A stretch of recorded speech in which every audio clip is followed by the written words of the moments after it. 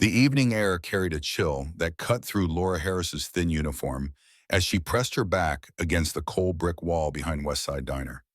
Tears streamed down her face, not from the coffee burns on her forearm, but from the words that stung far deeper than any physical pain could reach. "Please don't kick me.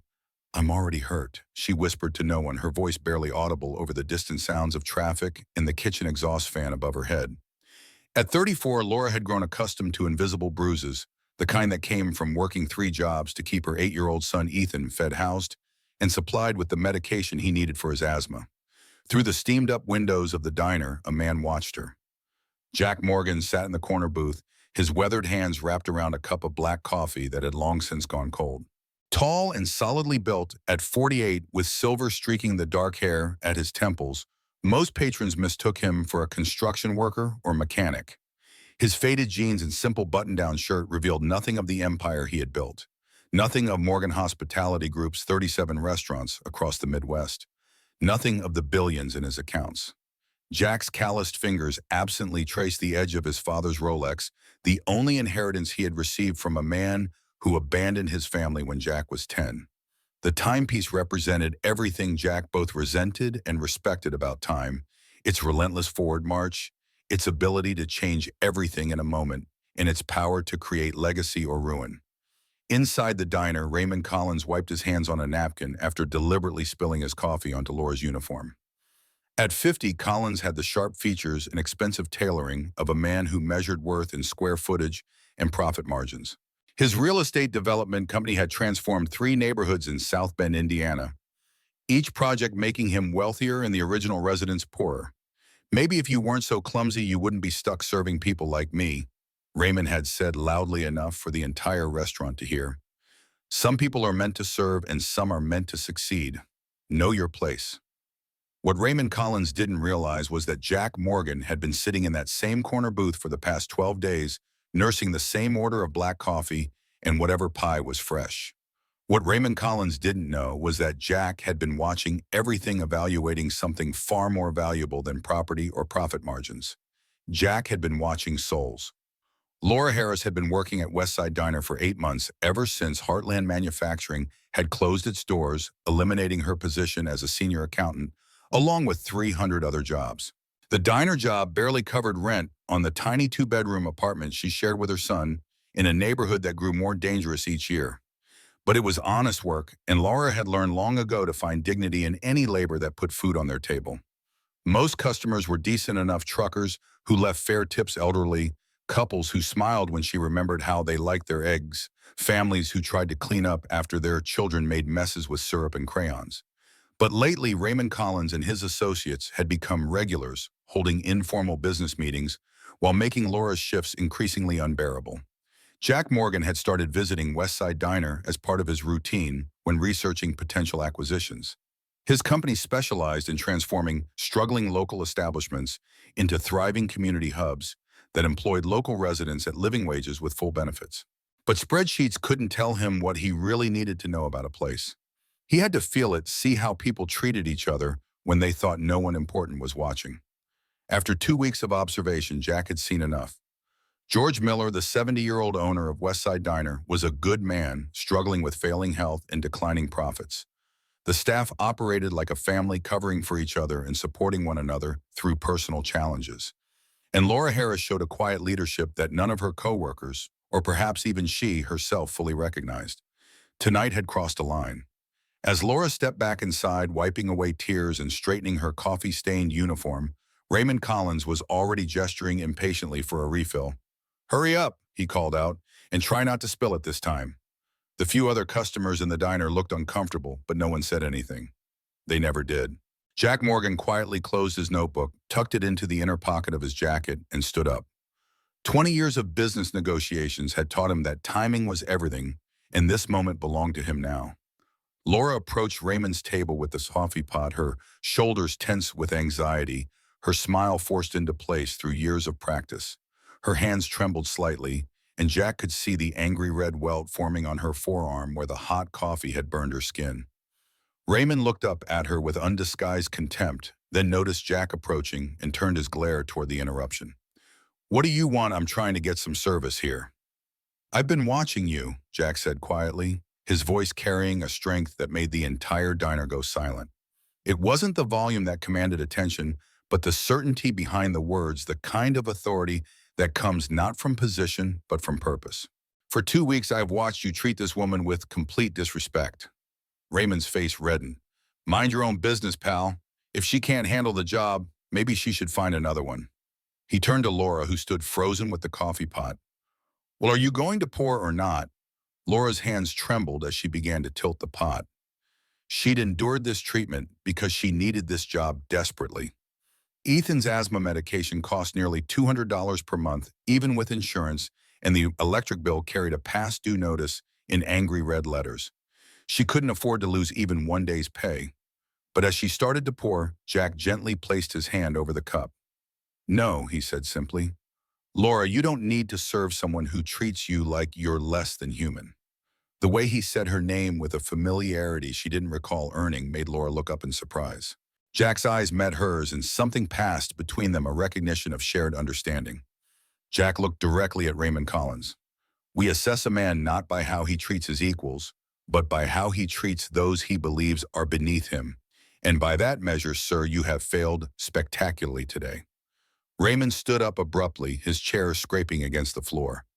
Who the hell do you think you are talking to me like that? You're just some blue-collar nobody. Jack's expression remained calm, but something flickered in his eyes. Perhaps, but I know the difference between a man and a bully. He reached into his wallet and placed $100 bill on Raymond's table. Your meals are covered for the next month. But here's the deal. You're going to start treating every person who works here with respect, or you're going to find somewhere else to eat.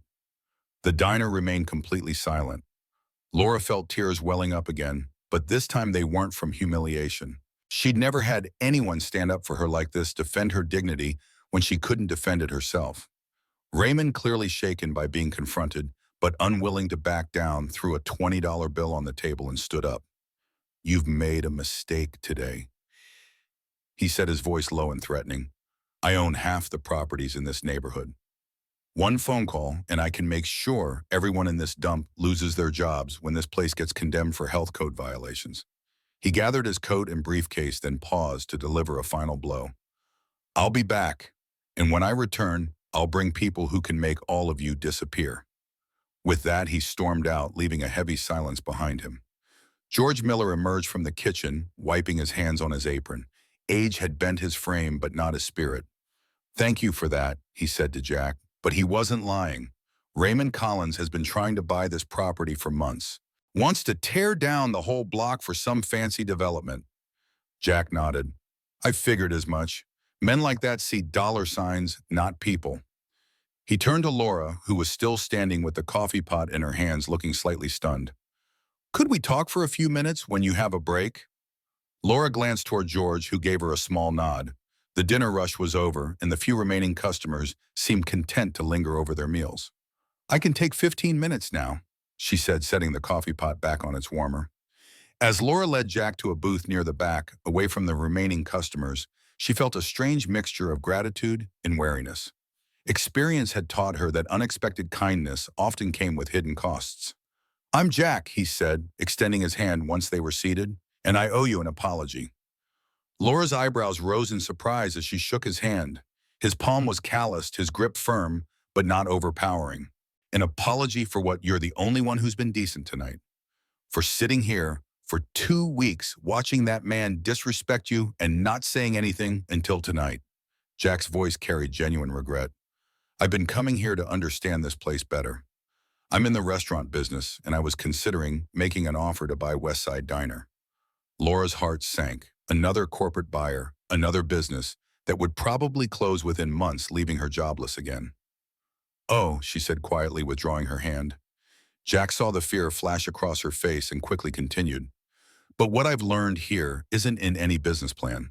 I've watched you work different shifts, cover for other employees when they're struggling, and treat every customer with kindness even when they don't deserve it. He leaned forward slightly. You remember how people like their coffee, you check on the elderly customers to make sure they're eating enough, and you do all of this while dealing with your own struggles. How do you know about my struggles? Laura asked, her defenses rising. Because I recognize them, Jack said gently. I grew up in a house where my mother worked 3 jobs just like you do. I've seen that look in someone's eyes when they're counting every dollar or when they're exhausted but can't afford to rest. He paused, choosing his words carefully. Laura, what if I told you that you've already proven everything you need to prove? That watching you work has taught me more about leadership and dignity than any business school ever could. Laura stared at Jack, trying to process what he was telling her. I don't understand. What exactly is your restaurant business? Jack reached into his wallet again, but this time he pulled out a simple business card. Laura read it twice before the words sank in. Jack Morgan, CEO, Morgan Hospitality Group. She looked up at him with wide eyes. You're... I'm someone who believes that the best businesses are built on treating people right, Jack said simply, and you've shown me exactly what that looks like. He leaned forward slightly. Laura, I want to buy this diner, but I want to do it the right way.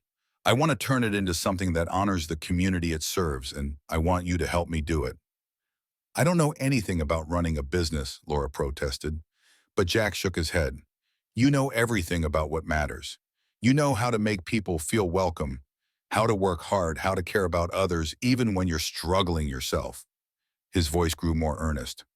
I'm offering you a partnership, Laura. Not just a job, a real stake in making this place everything it could be. Laura felt her world shifting beneath her feet. I can't. I mean, I have a son, and I've never... Your son is exactly why this could work, Jack said gently. Every decision we would make would be about creating the kind of place where families like yours can thrive. Better wages, healthcare, profit sharing, college funds for employees' children. He paused. I've been looking for someone who understands what it means to build something real, something that matters. Watching you work these past weeks, seeing how you treat people, how you never give up, that's exactly what I've been searching for. Tears started flowing down Laura's cheeks, but for the first time in months, they were tears of hope. Why me? She whispered. You could have anyone. Because anyone can manage numbers on a spreadsheet, Jack replied. But not everyone has a heart that sees people the way you do. Not everyone understands that the most important part of any business is how it makes people feel about themselves. He reached across the table and gently placed his hand over hers.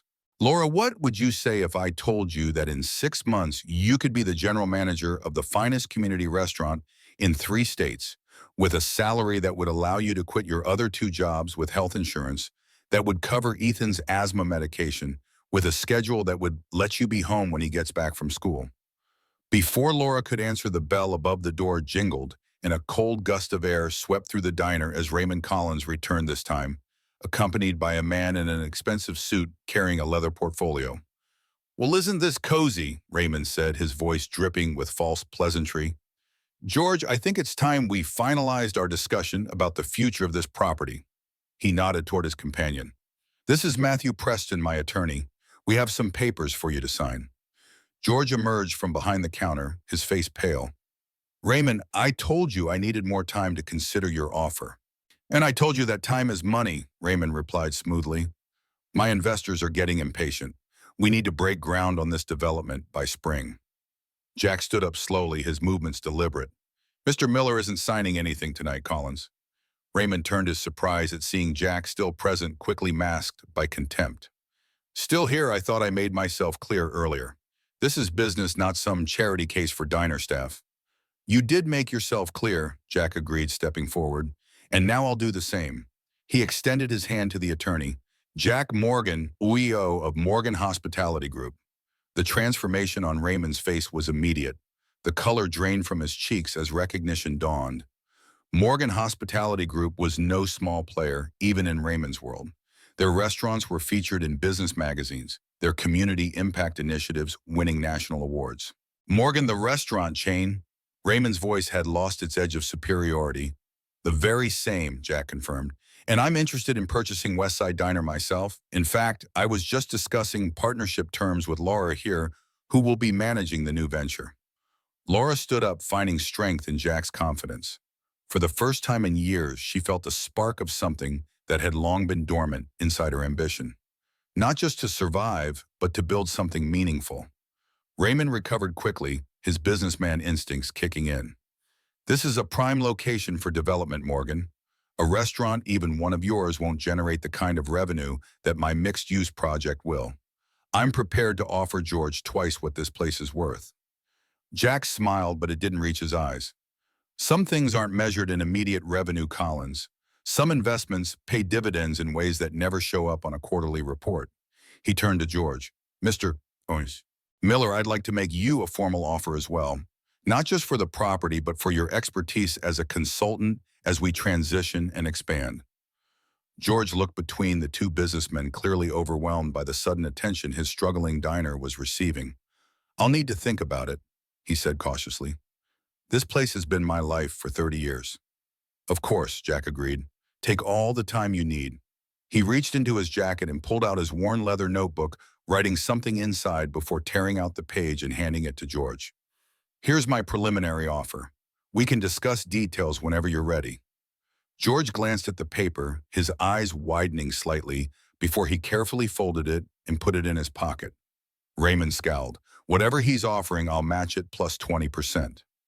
This isn't just about money, Raymond, George said quietly. It's about what happens to this place, to these people who've worked with me for years. He gestured toward Laura and the other staff who had gathered nearby, watching the exchange with anxious expressions.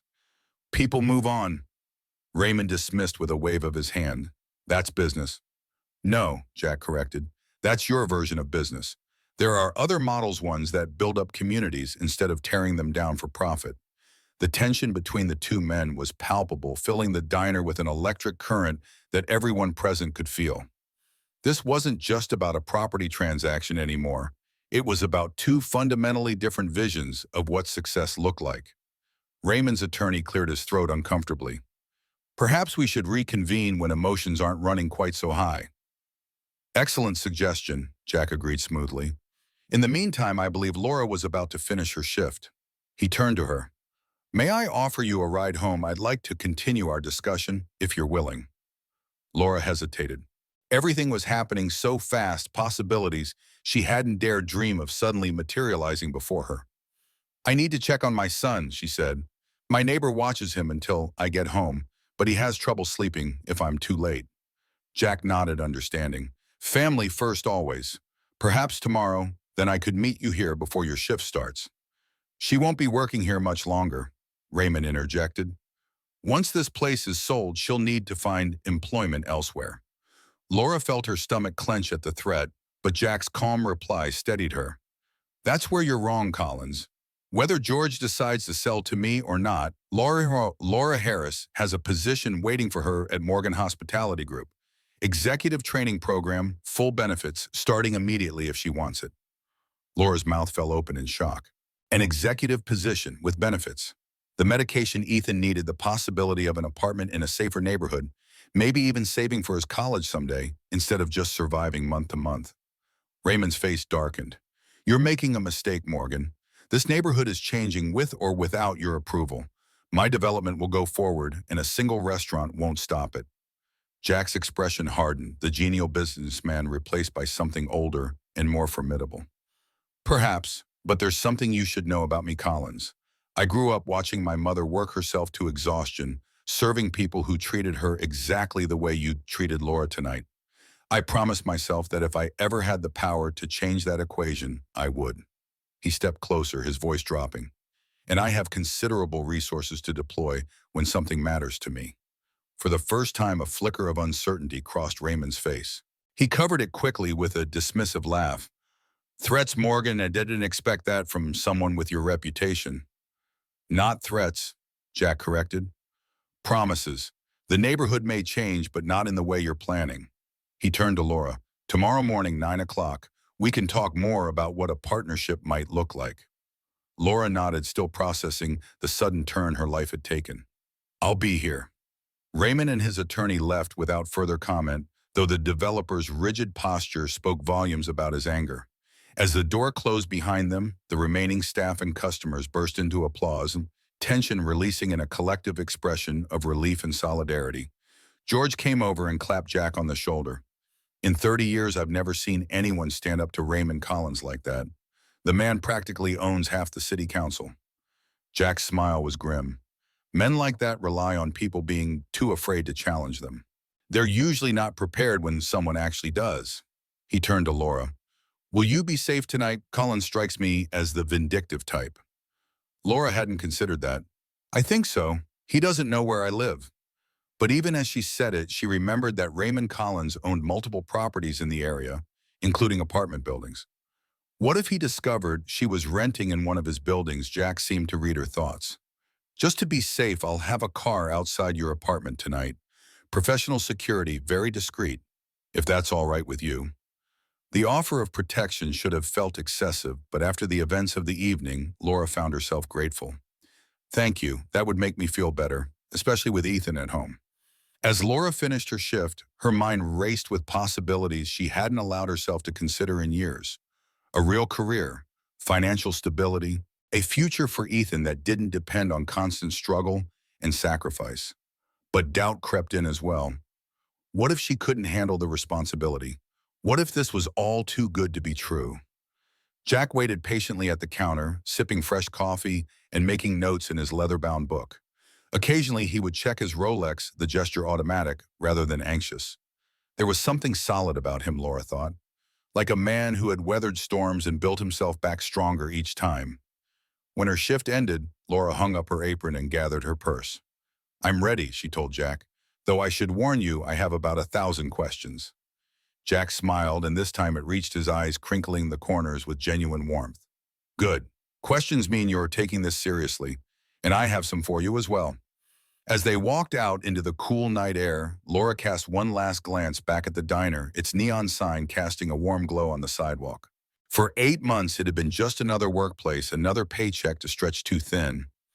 Now suddenly it represented something entirely different possibility.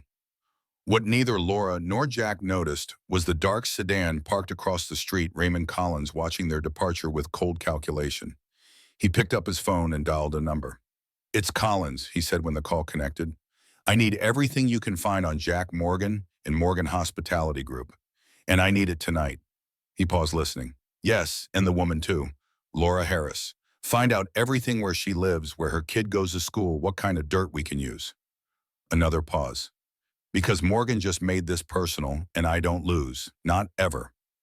As Raymond ended the call, his gaze remained fixed on the diner, now empty except for George Miller closing up for the night. The old man moved slowly, arthritis evident in every painful step.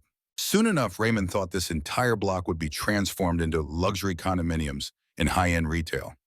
No more greasy spoon diners, no more struggling, working-class families clinging to homes they could barely afford. Progress couldn't be stopped, especially when there was money to be made. And anyone who got in his way would discover exactly how ruthless Raymond Collins could be when his vision was challenged. Tomorrow would change everything, though not in the way any of them expected. Morning light filtered through the curtains of Laura Harris's small apartment, casting gentle shadows across the worn furniture. The sound of cartoons played softly from the television, where Ethan sat cross-legged on the carpet, his inhaler within easy reach. At 8, he already understood more about financial struggle than most adults, his small shoulders carrying awareness beyond his years. Laura stood before her closet mirror, staring at her reflection with a mixture of hope and doubt. Yesterday, she had been just another waitress struggling to make ends meet. Today, she was considering a partnership with Jack Morgan, CEO of Morgan Hospitality Group. The transformation felt impossible, like stepping into someone else's life. Mom, are you okay? Ethan's voice broke through her thoughts. Laura turned, forcing brightness into her smile. I'm fine, honey. Just thinking about some changes that might be happening. Good changes or bad changes? Ethan asked, his eyes serious beneath a mop of unruly brown hair. I'm not sure yet, Laura answered honestly, but I think they might be good, really good. She checked the time, nearly 9 o'clock. Jack Morgan would be waiting at Westside Diner, ready to discuss the future. Her future. Their future. The thought sent equal waves of excitement and terror through her body. Mrs. Wilson is coming over to stay with you for a few hours, Laura explained, referring to their elderly neighbor who often watched Ethan. I've got an important meeting. About the man who stood up for you, Ethan asked, surprising Laura with his perception. You told Mrs. Wilson about him on the phone, I heard you. Laura nodded, kneeling to meet her son's eyes. Yes, his name is Mr. Morgan, and he wants to help make the diner better. He thinks I could help him. You'd be good at that, Ethan said with absolute conviction. You always know what everyone needs before they ask. His simple faith in her abilities brought unexpected tears to Laura's eyes. She blinked them away quickly, not wanting to worry him. Thank you, sweetie. That means a lot. The knock at the door announced Mrs. Wilson's arrival. After settling them in and leaving emergency contact information, Laura headed for the diner, her mind racing with possibilities and questions. The apartment building looked even shabbier in daylight, its peeling paint and cracked concrete steps a testament to years of neglect. As she walked toward the bus stop, she noticed an unfamiliar black sedan parked across the street, its windows tinted too dark to see inside. Something about it made her uneasy, but she dismissed the feeling as paranoia born from yesterday's confrontation with Raymond Collins. When she arrived at Westside Diner, Jack was already there dressed in the same casual style as before, but somehow looking more commanding in daylight. He sat at a booth near the back, his leather notebook open before him, writing with focused intensity. Several architectural sketches were spread across the table, and Laura caught glimpses of what appeared to be redesigned concepts for the diner. Good morning, she said, sliding into the seat across from him. Jack looked up, his serious expression warming immediately. Laura, thank you for coming. He gathered the sketches, setting them aside. I wasn't sure you would after having a night to think about it. My offer probably seemed out of nowhere.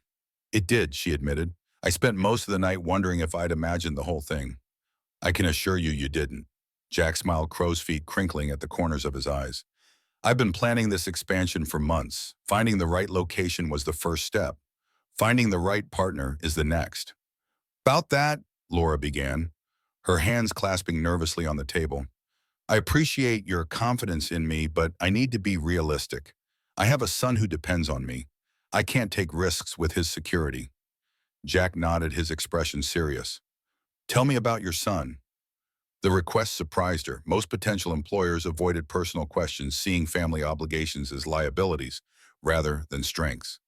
Ethan is 8. He has asthma that requires daily medication and occasional emergency treatment. He's smart, observant, and has had to grow up faster than he should because of our circumstances. And his father left when I told him I was pregnant, Laura said simply. No contact since, Chussie. Jack's expression hardened momentarily before he nodded. Thank you for telling me. Now let me tell you why your son is exactly the reason you should consider my offer. He pulled out a folder and placed it before her. Inside were detailed projections, benefits, packages, and a preliminary contract. This is a genuine partnership offer, Laura. Starting salary that's triple what you're making now. Full medical benefits that would cover Ethan's asthma treatments completely. Flexible scheduling that would allow you to be home when he gets back from school. And most importantly, equity in the business. When it succeeds, you succeed. Laura stared at the documents, the numbers swimming before her eyes. It was more than she'd made in the past 3 years combined. This can't be real. It's very real, Jack assured her. And there's more. He pulled out another document, sliding it across the table. It was information about a 3-bedroom apartment in a safe neighborhood just blocks from a highly rated elementary school. Company housing, Jack explained, available to key management staff. The apartment would be part of your compensation package. Laura's hands trembled as she looked at the pictures of the sun-filled rooms, the modern kitchen, the small balcony overlooking a playground. It was everything she'd dreamed of providing for Ethan, but had resigned herself to never achieving. Why me? She whispered, the question that had kept her awake all night finally escaping. I'm a waitress with an accounting degree I haven't used in years. You could hire anyone with more experience, more connections. Jack sat back, his fingers absently touching the worn leather of his notebook. When I was 10, my father walked out on my mother and me, left us with nothing but debt and broken promises. My mother worked 3 jobs to keep a roof over our heads. Waitress during the day, office cleaning at night, retail on weekends. She was exhausted all the time, but she never complained, never gave up. His eyes grew distant with memory. There was a diner where she worked, not unlike this one. The owner, an old man named Frank, saw how hard she worked and started teaching her about the business side of things. Eventually, he offered her a management position with better pay, better hours. It changed our lives. Jack's focus returned to Laura. I'm not offering you this opportunity out of charity or impulse, Laura. I'm offering it because I recognize in you what Frank saw in my mother. Intelligence, work ethic, and genuine care for people. That can't be taught in business school. It's either there or it isn't. The door to the diner opened and George Miller walked in, looking surprised to see them in deep conversation. Jack waved him over. "George, good morning. I was hoping you'd join us. We're discussing the future of West Side Diner." George slid into the booth beside Laura, his arthritic hands fidgeting nervously. "I've been thinking about your offer all night, Jack. It's generous more than fair." "But," Jack prompted, hearing the hesitation in the older man's voice, "but Raymond Collins has been putting pressure on me for months. His latest offer came with a thinly veiled threat about health department inspections and property taxes suddenly going up." George looked genuinely afraid. The man has connections with half the city council. "I'm aware of how Collins operates," Jack said calmly. "His tactics work because people are isolated and afraid." "But what if you weren't alone in this, George?" "What do you mean?" Jack opened his leather notebook, turning it so they could both see. Inside was a list of local business owners, all within a few blocks of Westside Diner. "Collins isn't just after your property," Jack explained. "He wants the entire block for his development. He's been approaching each business separately, keeping you all isolated so you can't compare notes or organize. Classic divide and conquer." Laura studied the list, recognizing many of the names. Maria's Bakery, the hardware store, even the community center.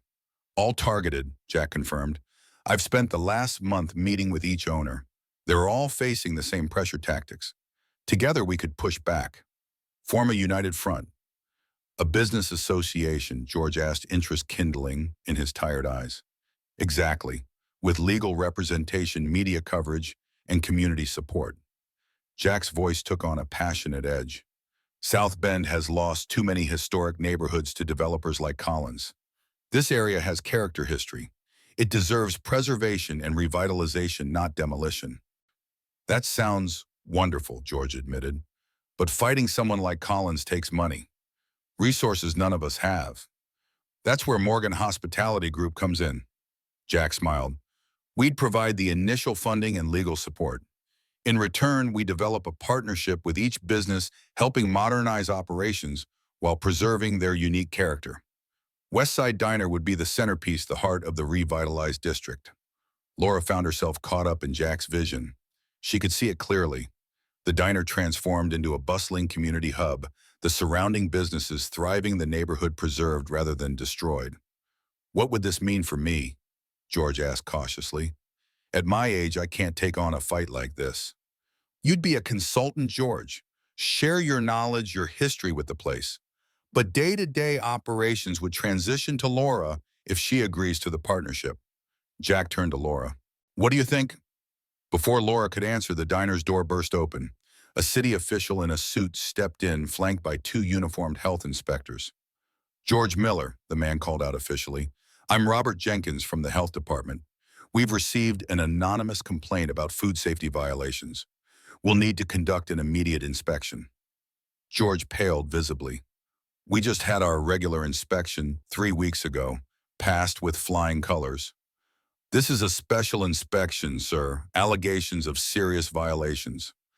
Jenkins's tone was bureaucratic, but his eyes held an apologetic look that suggested he was just following orders.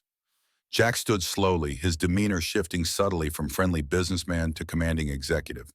"May I see the complaint, Mr. Jenkins?" "That information is confidential," Jenkins replied stiffly. "I understand," Jack nodded. "And I assume you have a proper warrant for this unscheduled inspection." Jenkins hesitated.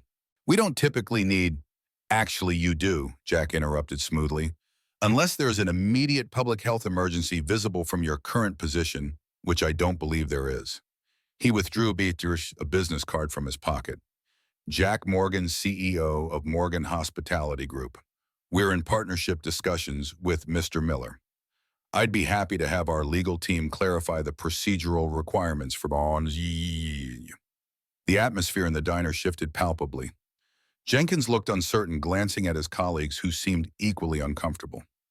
"We can reschedule," Jenkins finally conceded, "once the proper paperwork is in order." "Excellent," Jack replied pleasantly. "Please do contact us directly when that happens.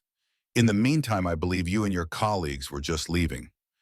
After the health inspectors departed, George slumped with relief. That was Colin's doing.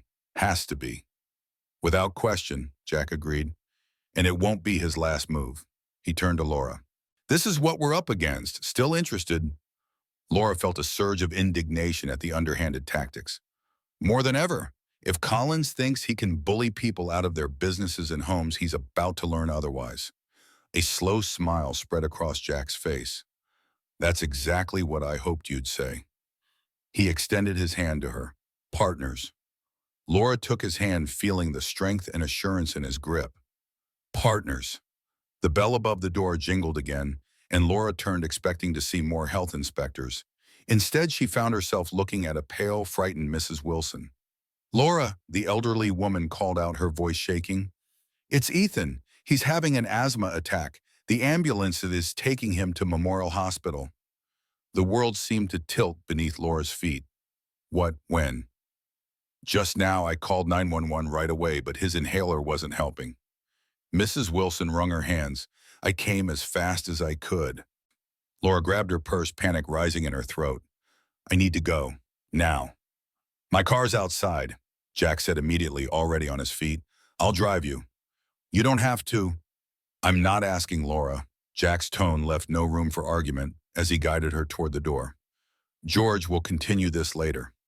The drive to Memorial Hospital took less than 10 minutes, but to Laura it felt like an eternity. Jack navigated the morning traffic with calm efficiency, occasionally glancing at her white-knuckled grip on the door handle. He's going to be okay, Jack assured her. Emergency services in this area are excellent. Laura nodded mutely, unable to form words around the fear constricting her throat. This wasn't Ethan's first severe attack, but they never got easier. Each one was a terrifying reminder of how precarious their situation was. At the emergency room, Laura rushed to the desk. My son, Ethan Harris. He was just brought in by ambulance. Asthma attack. The nurse checked her computer. Yes, he's being treated now. Treatment room 3, through those doors. Laura hurried down the corridor, Jack following at a respectful distance. She found Ethan lying small and pale on a hospital bed, an oxygen mask covering his face. A doctor stood nearby, monitoring his vitals. Mom, Ethan whispered when he saw her, his voice barely audible beneath the mask. I'm here, baby. Laura took his hand, forcing back tears. I'm right here. The doctor, a woman in her 40s with kind eyes and a no-nonsense demeanor, introduced herself as Dr. Chen. Your son had a severe asthmatic episode, but he's responding well to treatment. We've administered corticosteroids and bronchodilators. His oxygen levels are improving. Thank you, Laura said fervently.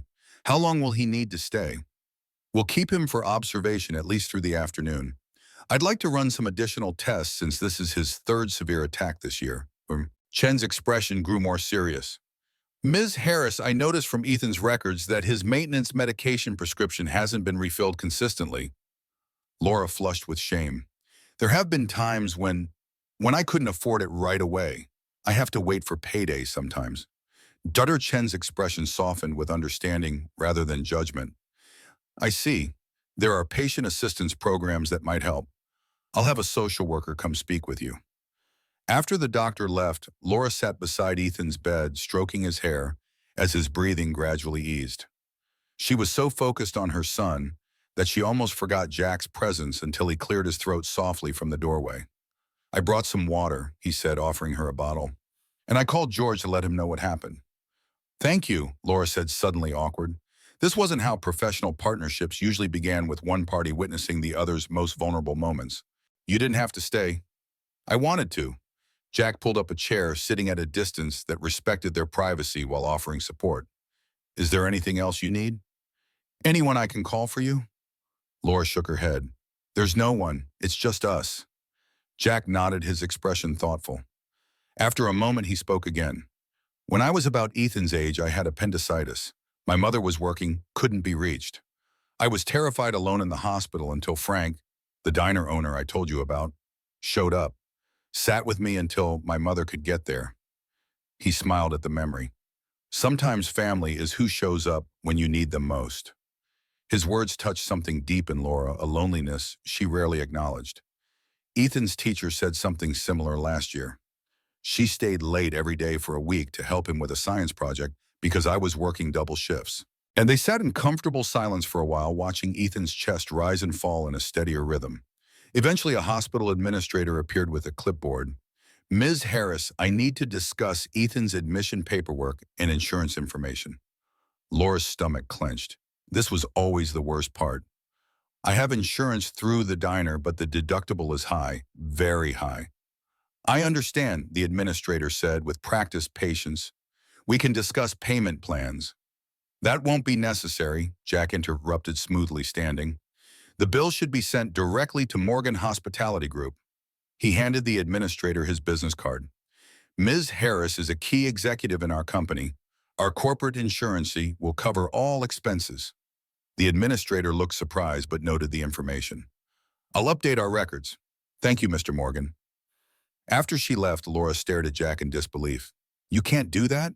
I haven't even formally accepted your offer yet. Consider it an advance, Jack said simply, or if you prefer, a signing bonus. Either way, it's done. Why are you really doing this? Laura asked, her voice low, to avoid waking Ethan, who had finally drifted off to sleep. All of it. The partnership, the community revitalization, taking on Raymond Collins. There must be easier places to open a restaurant. Jack's expression grew distant, his fingers absently turning the Rolex on his wrist. 20 years ago, I made my first million. I called my mother to tell her she could finally quit her waitressing job. His voice grew rough with emotion. She died 2 days later. Heart attack. Years of stress and overwork. She never got to enjoy the success she sacrificed everything to help me achieve. He met Laura's eyes directly. Since then, I've built restaurants across the country. Each one employs single parents, offers living wages, flexible schedules, childcare assistance. It's not charity, it's good business.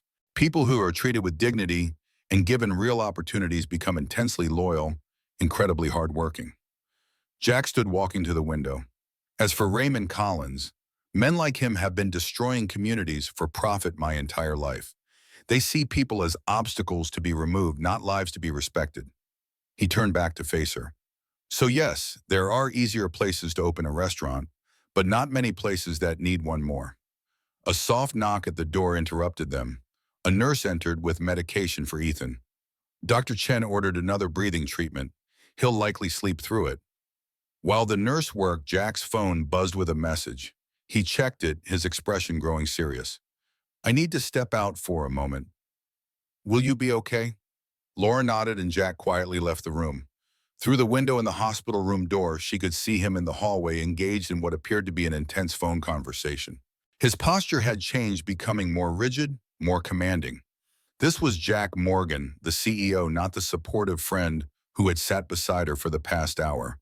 When he returned, his expression was grim. I just received some concerning information. One of my contacts at City Hall tells me Collins has scheduled an emergency zoning committee meeting for tomorrow morning. He's trying to fast-track approval for his development project. Can he do that? Laura asked. Not legally, no. There are notification requirements, public comment periods. But with the right connections, rules become surprisingly flexible. Jack's jaw tightened. We need to move quickly if we're going to block this. But Ethan will get the best care possible, Jack assured her. I've already arranged for Dr. Chen to remain his physician regardless of insurance limitations. You stay here as long as he needs you. Meanwhile, I'll start organizing the other business owners. Laura felt overwhelmed by his efficiency, his resources, his absolute certainty.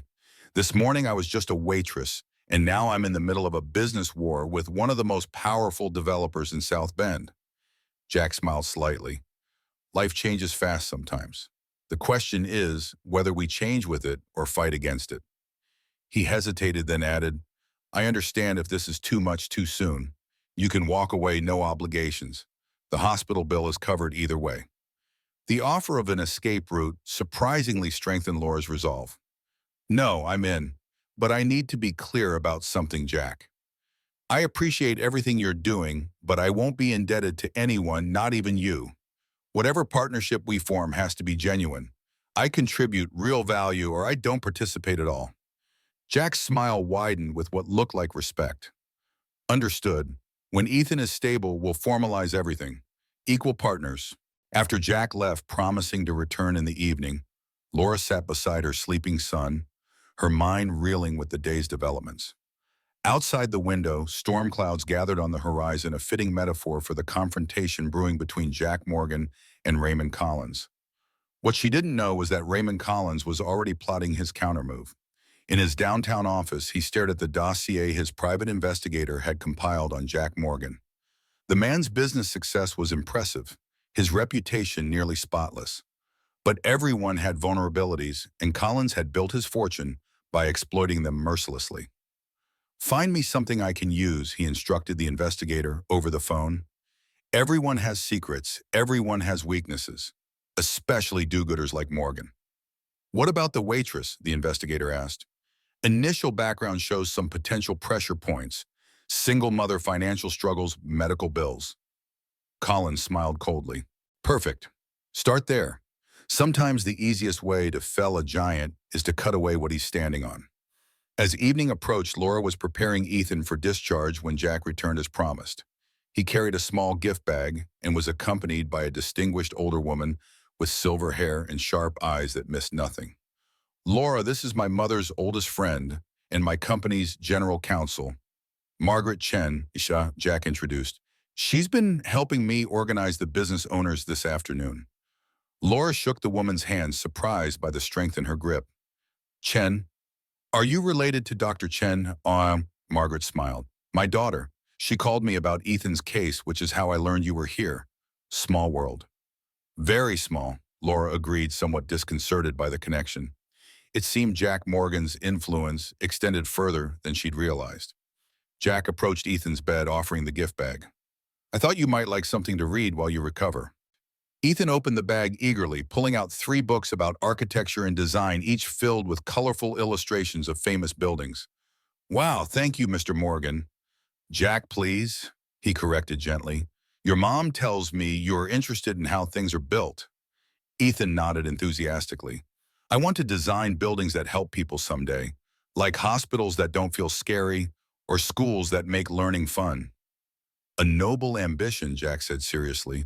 "The world needs more architects who think about the people inside the buildings, not just how they look from outside." Margaret cleared her throat.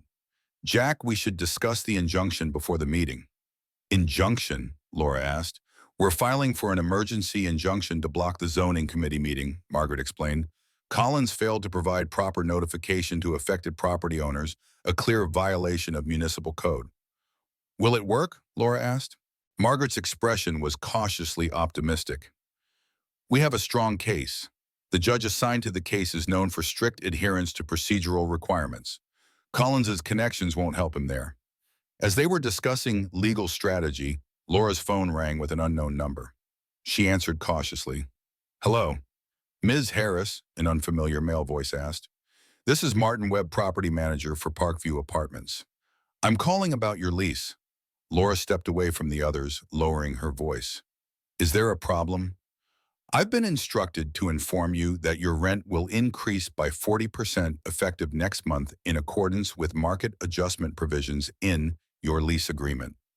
Laura felt the blood drain from her face. 40%? That's impossible.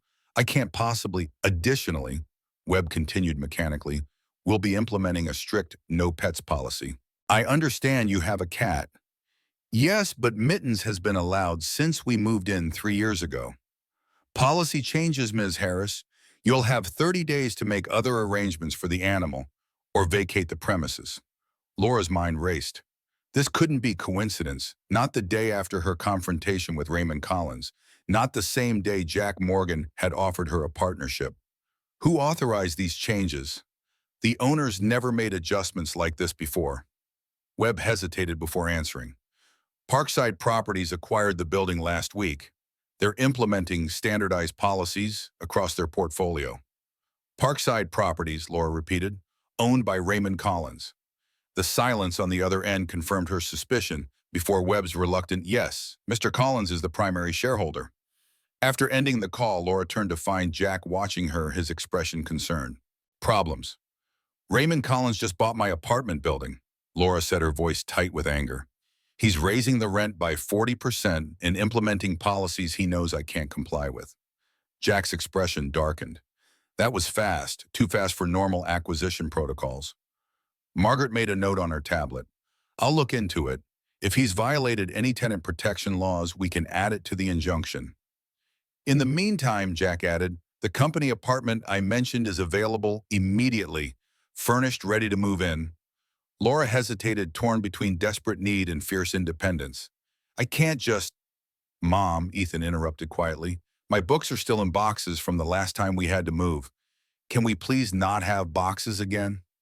The simple plea broke through Laura's resistance.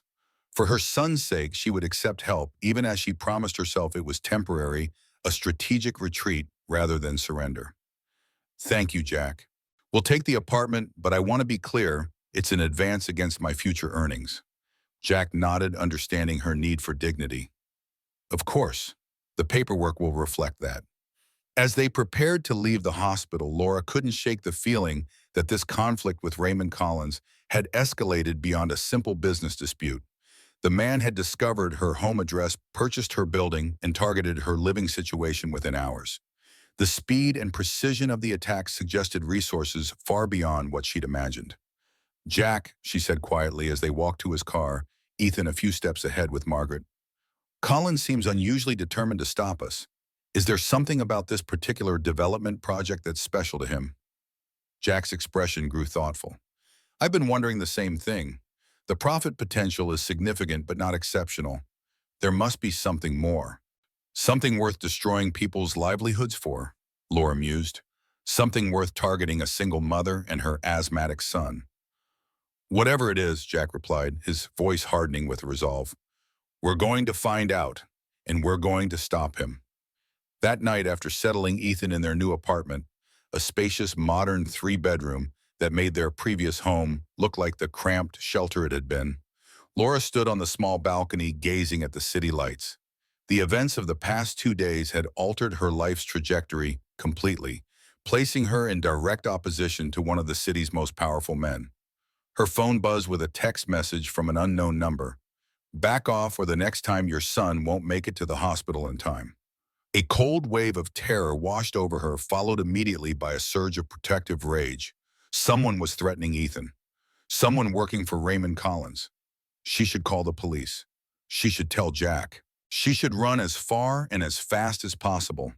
Instead, Laura Harris did something that surprised even herself. She took a screenshot of the threat, saved it carefully, and wrote back a single word, no. Then she went inside, checked the locks twice, and sat beside her sleeping son, a newfound determination hardening in her chest. Raymond Collins had no idea who he was dealing with. He thought he was facing a simple waitress, someone easily intimidated and controlled. He was about to learn how wrong he was. Across town, Jack Morgan sat in his hotel suite reviewing property records for the entire neighborhood surrounding Westside Diner. Something wasn't adding up. The assessed values versus Collins's offering prices showed unusual patterns.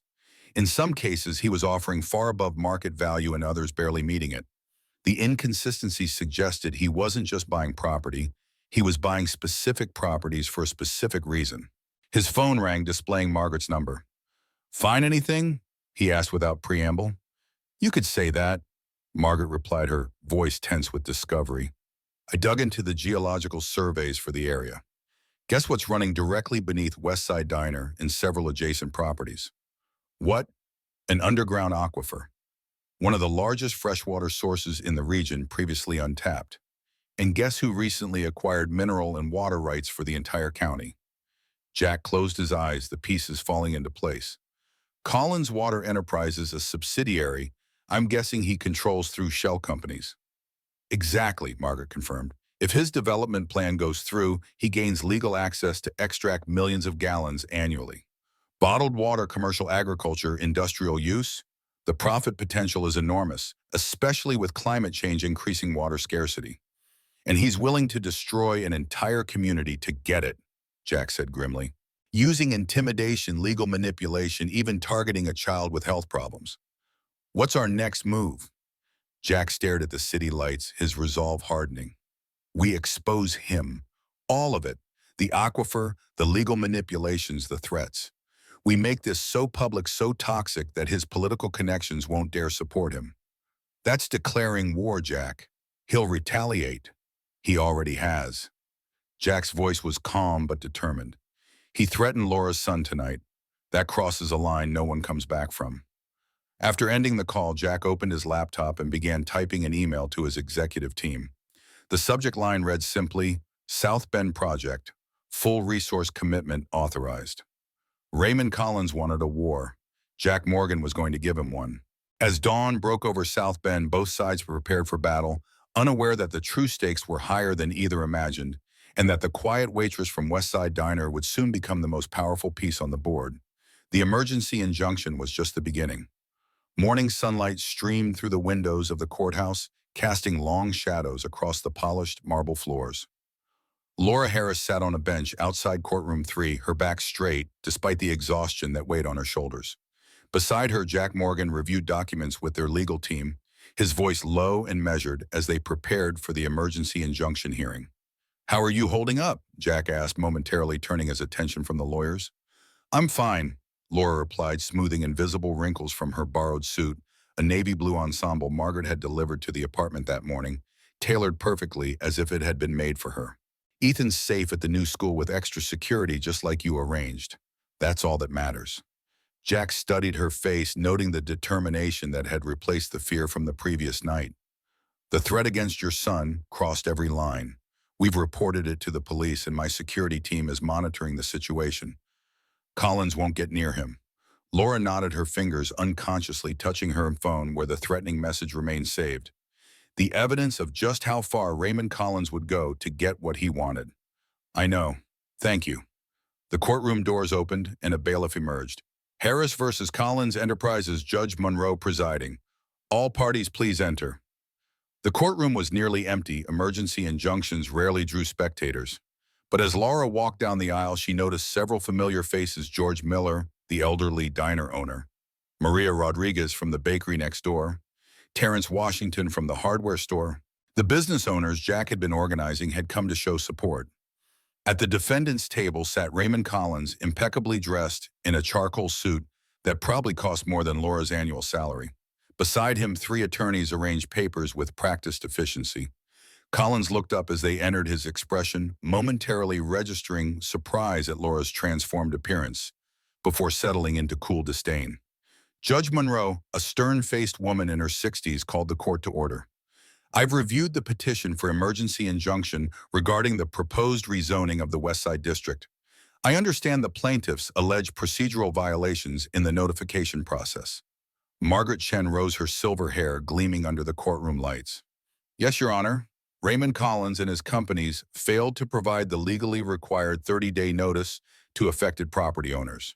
Furthermore, we've discovered evidence that Mr. Collins has engaged in a pattern of intimidation targeting business owners in the affected area." Collins's lead attorney stood. "Your Honor, these allegations are baseless. Mr. Collins has fully complied with all legal requirements for the proposed development." "Then perhaps you can explain," Margaret continued smoothly, "why notification letters to 17 affected businesses were postmarked just 4 days ago for a meeting scheduled tomorrow. Municipal code clearly requires 30 days minimum." Judge Monroe frowned, examining the evidence Margaret presented. "Mr. Collins, these postmarks seem to contradict your attorney's assertion." Collins leaned forward, his charm activated like a switch.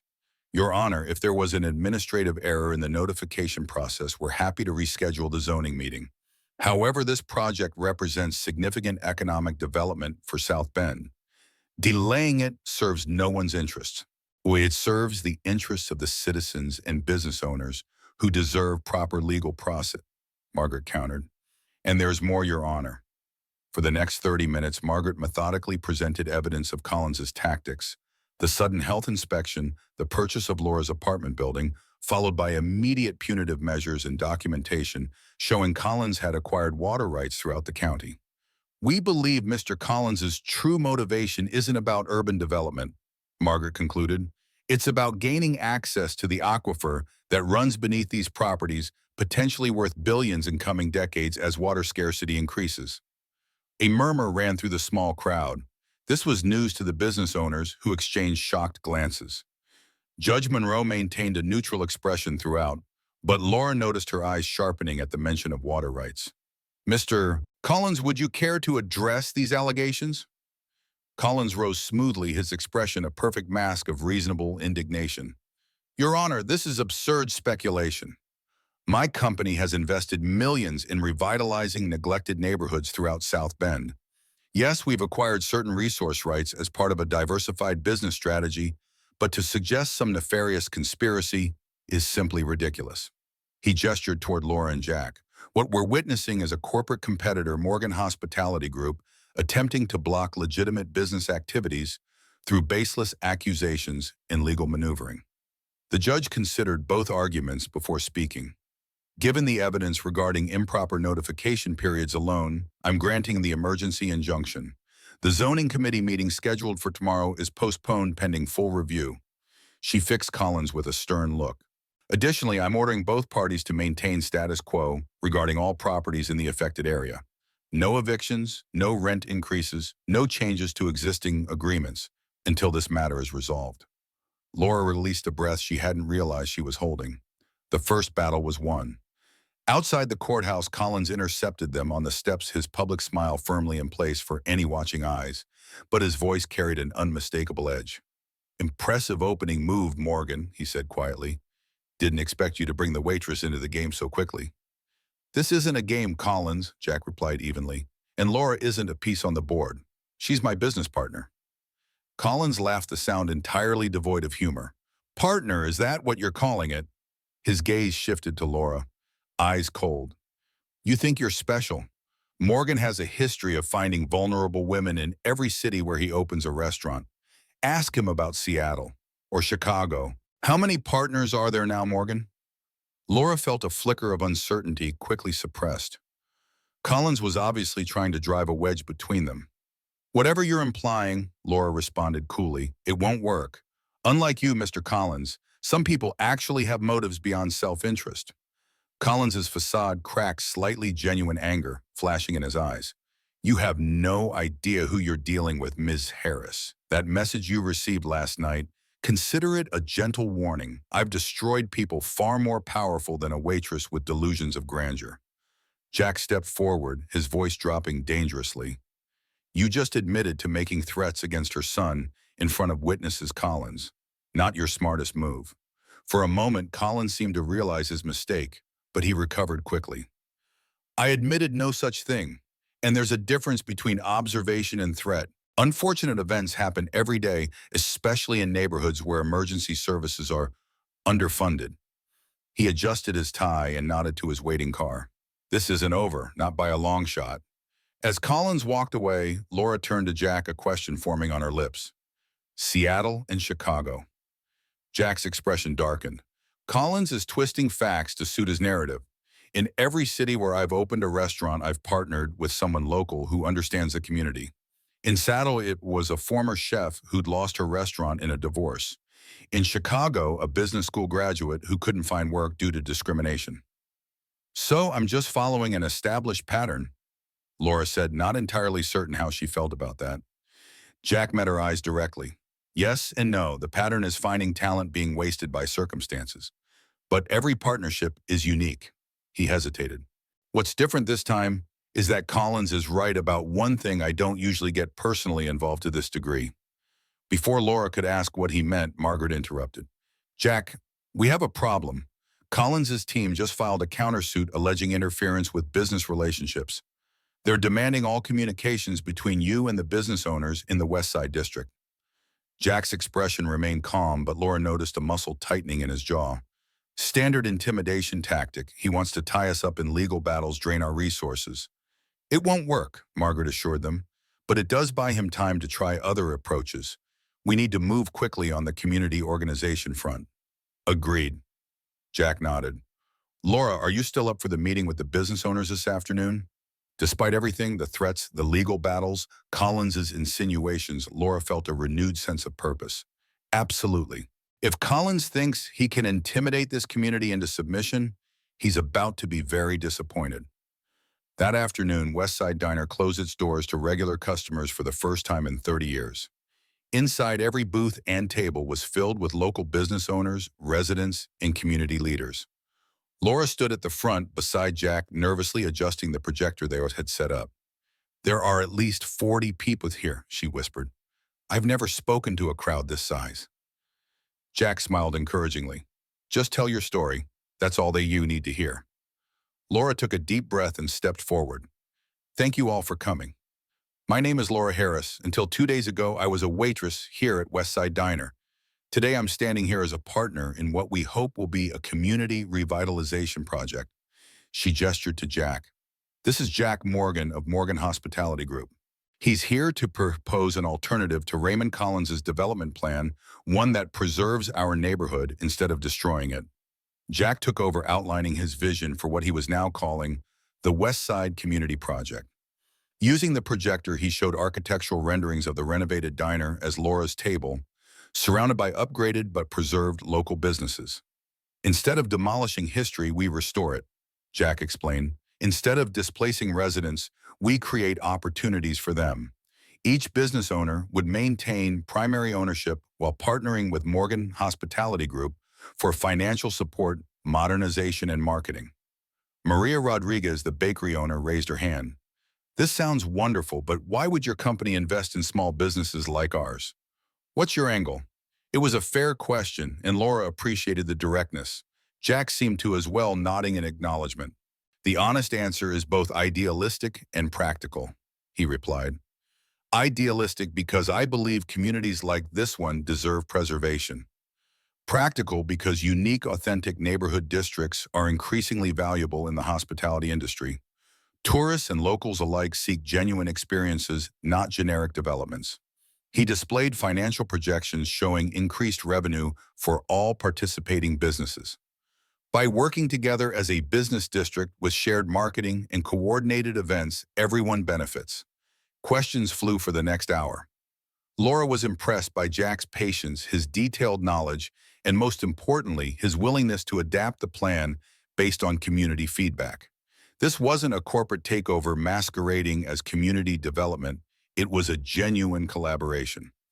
As the meeting concluded, George Miller stood up. The elderly diner owner had been quiet throughout, listening intently. "I've owned Westside Diner for 30 years. Seen businesses come and go. Seen developers make promises they never keep." He looked around the room. "But I've never seen anything like this. A chance to preserve what matters while building something new." George turned to Laura. "When you started working here, I saw something special in you. Same thing Jack saw.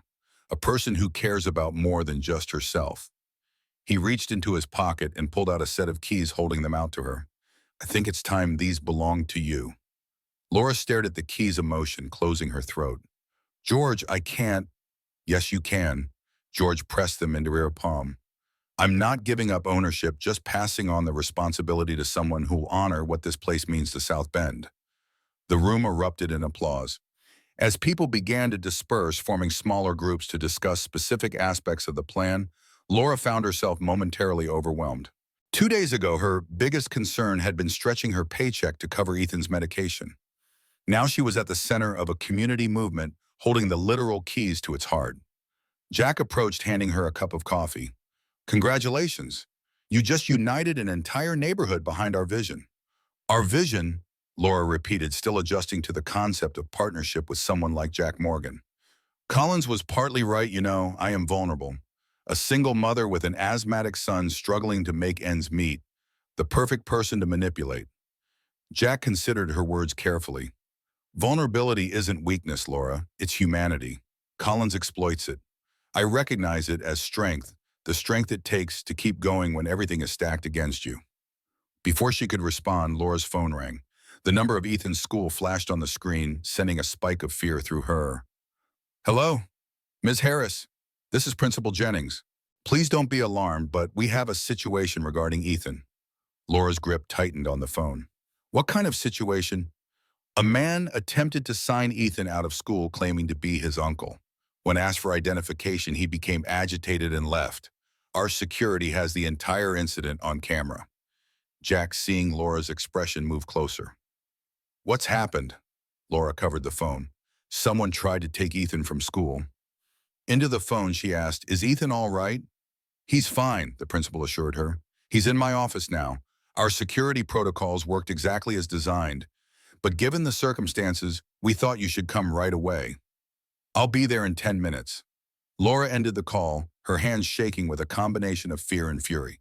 Collins, it has to be. Jack's expression hardened. I'm coming with you. Margaret, he called to his attorney who was speaking with several business owners. We need to document this immediately. Call Detective Rivera. The drive to Maple Elementary took less than 10 minutes, but it felt like an eternity. Laura's mind raced with terrible possibilities. If the school's security had been less vigilant, if Ethan had been on the playground instead of in class, if the man had succeeded. In the principal's office, Ethan sat playing a game on an iPad, seemingly unaffected by the events. He looked up when Laura entered, his face brightening. Mom, did you see my math test? Mrs. Phillips said I got the highest score. Laura knelt beside him, fighting to keep her voice steady. That's wonderful, honey. I'm so proud of you. Principal Jennings, a dignified woman in her 50s, explained that Ethan had never been in direct contact with the man who'd attempted to sign him out. Our front desk staff followed protocol perfectly.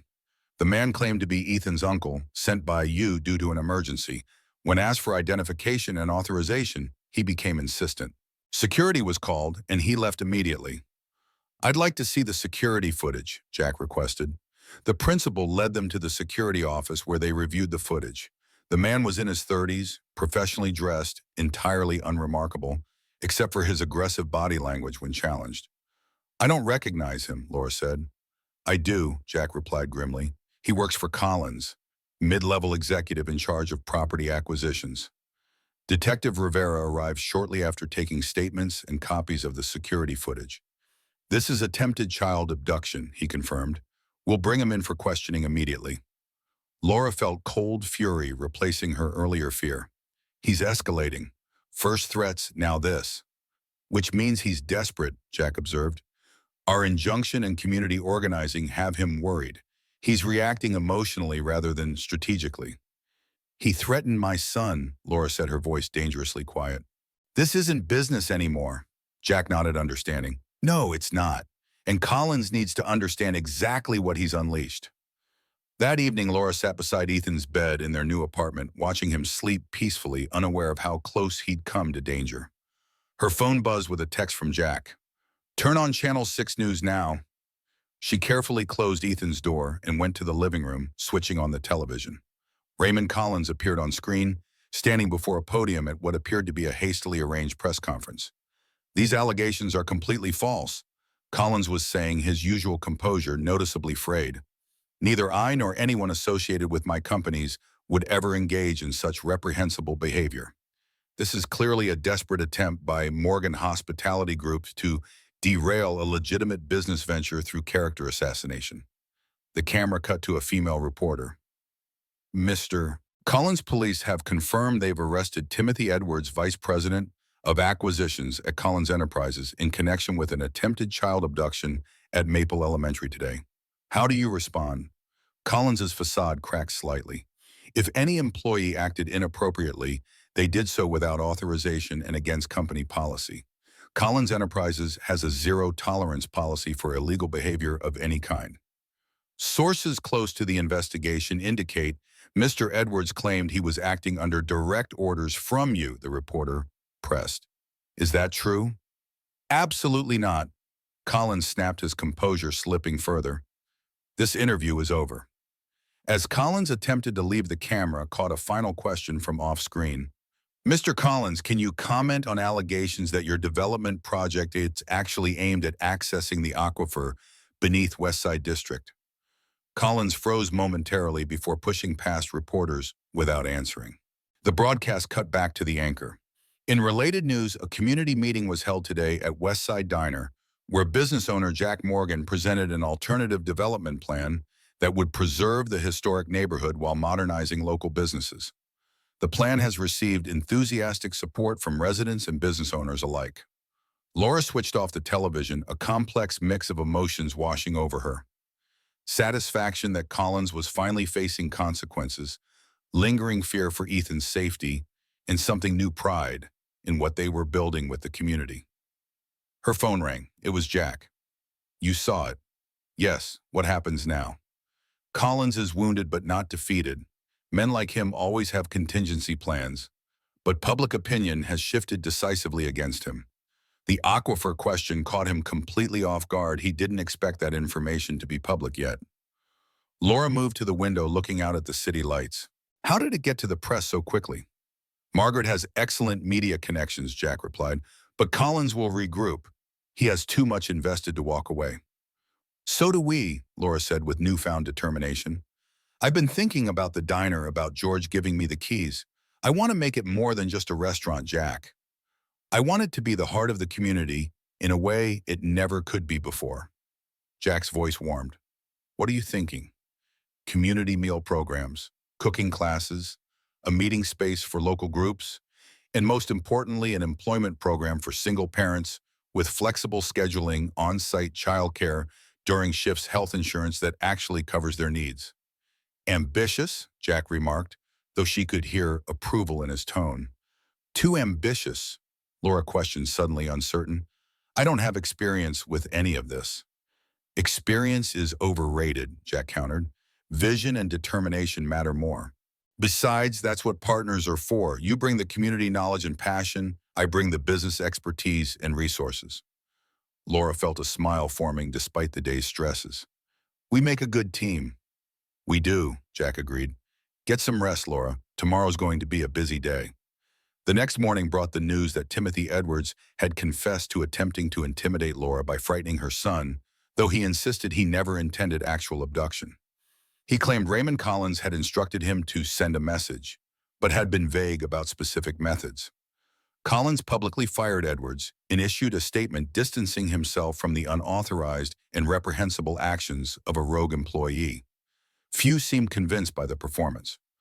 More significant was the announcement that the State Environmental Protection Agency had opened an investigation into Collins Water Enterprises regarding potentially illegal water rights acquisitions. The aquifer beneath Westside District was classified as a public resource, and Collins's attempts to gain exclusive access had raised serious legal questions. For the next 2 weeks, Laura divided her time between planning the diner's transformation, community organizing, and ensuring Ethan settled well into his new school. Jack remained a constant presence, his expertise guiding the business aspects while deferring to Laura on community matters. They developed a comfortable rhythm complementing each other's strengths. Laura found herself impressed by Jack's genuine commitment to the project, his willingness to listen to local perspectives rather than imposing corporate solutions. One evening, as they worked late at the diner, reviewing architectural plans, Laura finally asked the question that had been on her mind. Why are you really doing all this, Jack? And don't give me the corporate answer about authentic experiences and market differentiation. Jack set down his coffee cup, considering her question. You want the honest truth? Always. He gestured around the empty diner. Places like this saved me when I was a kid. When my father left, when my mother was working 3 jobs, it was Frank's Diner that became my second home. Where I did homework, where I learned about business, where I felt like I belonged to something. His fingers traced patterns on the worn tabletop. When my mother died, I promised myself I'd create more places like that. Not charity, not corporate social responsibility, genuine community anchors that make money while making lives better. Laura studied him, seeing beyond the successful businessman to the boy who'd once found refuge in a diner much like this one. And now you build them all over the country. 27 so far, Jack nodded. But this one, he tapped the architectural rendering of Laura's table. This one matters more. Because of Collins, Laura asked. Because of you, Jack replied simply. Every other project I've been the outsider coming in with solutions. This time I'm supporting someone who already understands what the community needs. It's a better model. Before Laura could respond, the diner's door chimed unexpectedly. They both looked up, surprised to see Raymond Collins entering alone without his usual entourage of lawyers and assistants. He looked different, less polished, more human in his wariness. The sign says closed, Laura pointed out, not bothering to hide her hostility. I know, Collins replied, his usual arrogance notably absent. I'm not here to cause trouble. I'd like to talk. Just talk. Jack and Laura exchanged glances. 5 minutes, Jack said finally. That's all you get. Collins nodded, taking a seat at the counter rather than approaching their table, a subtle acknowledgement that he was on their territory. The past 3 weeks have been educational. My company stock is down 30%. The environmental investigation has frozen most of my assets. My political allies are suddenly unavailable for meetings. You tried to intimidate a child, Laura said coldly. Actions have consequences. Collins flinched slightly. I never intended. Edwards misinterpreted. It doesn't matter. The responsibility is mine. What do you want, Collins? Jack asked directly. You didn't come here for absolution. No. Collins agreed. I came to propose a compromise, one that benefits everyone. Jack's expression remained skeptical. I'm listening.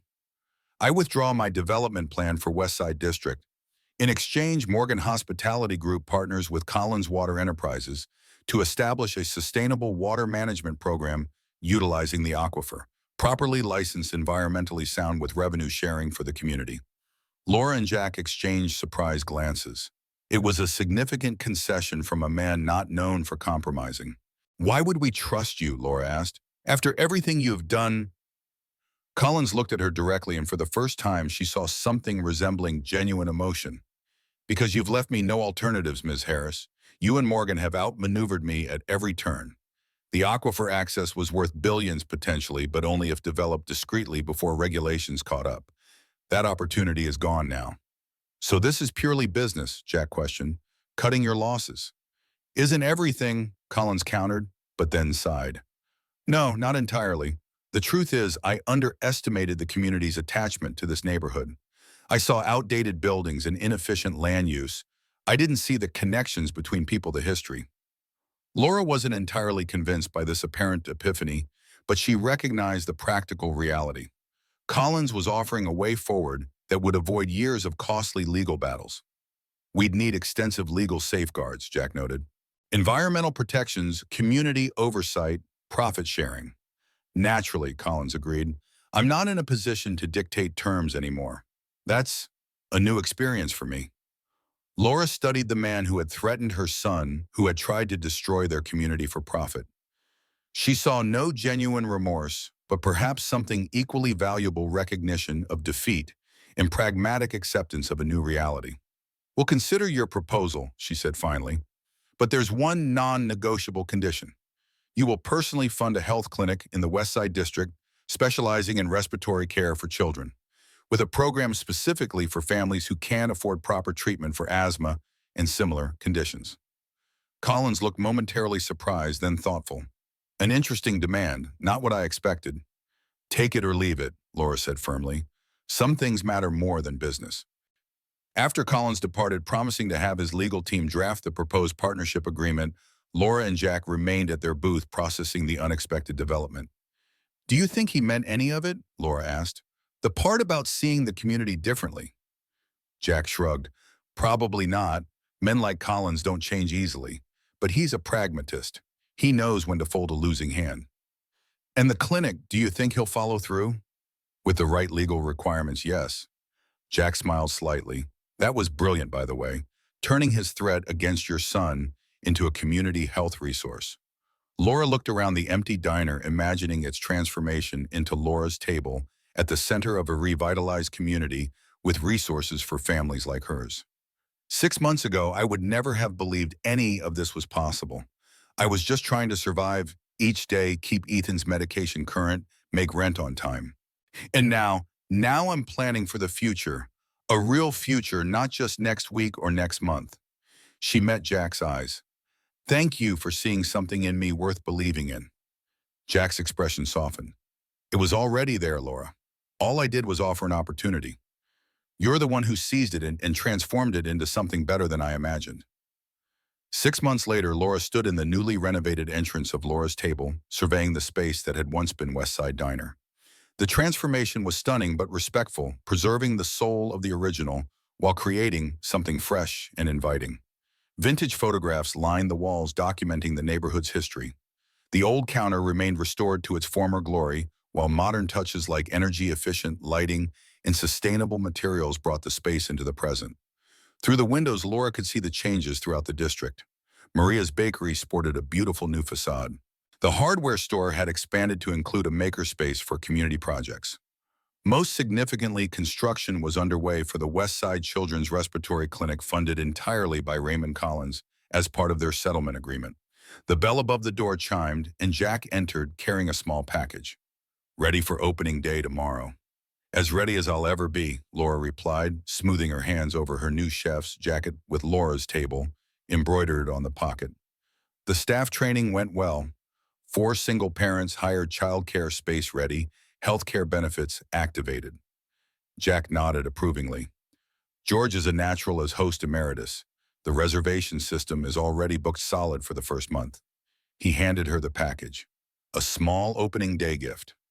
Laura unwrapped it to find a beautifully framed black and white photograph of West Side Diner from the 1950s with a young couple standing proudly in front. The woman's smile and eyes were unmistakably familiar.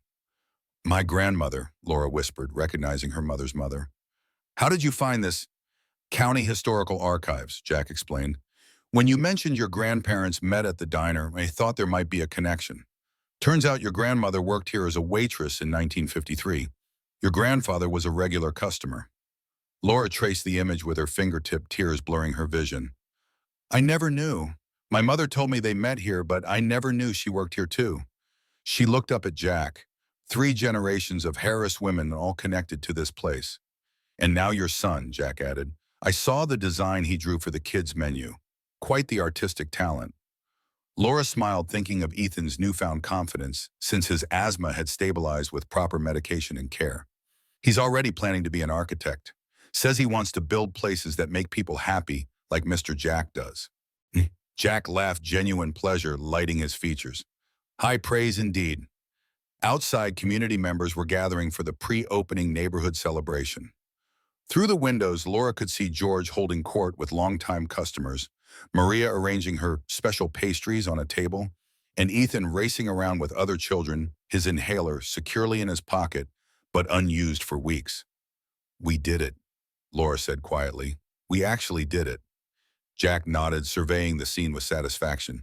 And this is just the beginning. The West Side Community Project is already being studied as a model for neighborhood preservation across the Midwest. 3 other cities have reached out about similar partnerships.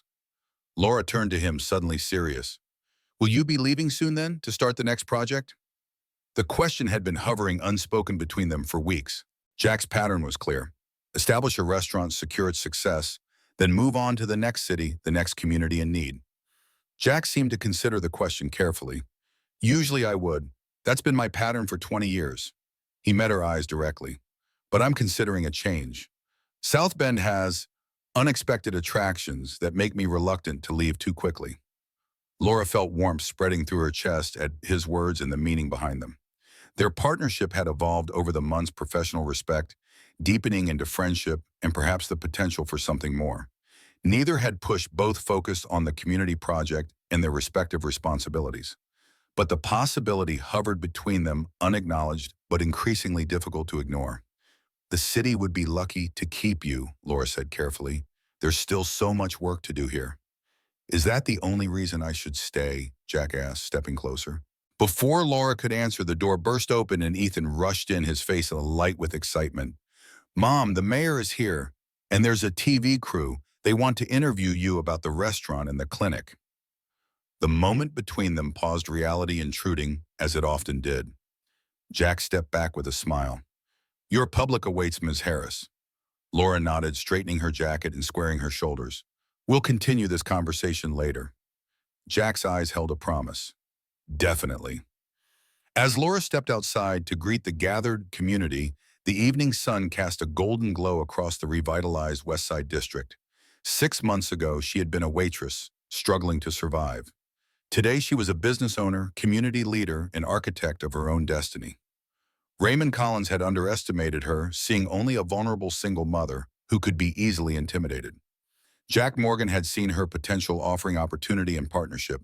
But in the end, Laura Harris had discovered her own strength, transforming not just the diner, but an entire community.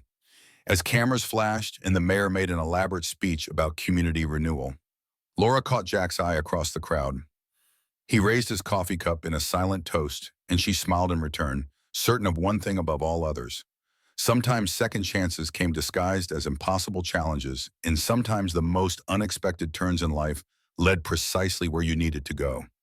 Laura's table was open for business, and the future, once so confined by struggle and survival, now stretched before her with limitless possibility.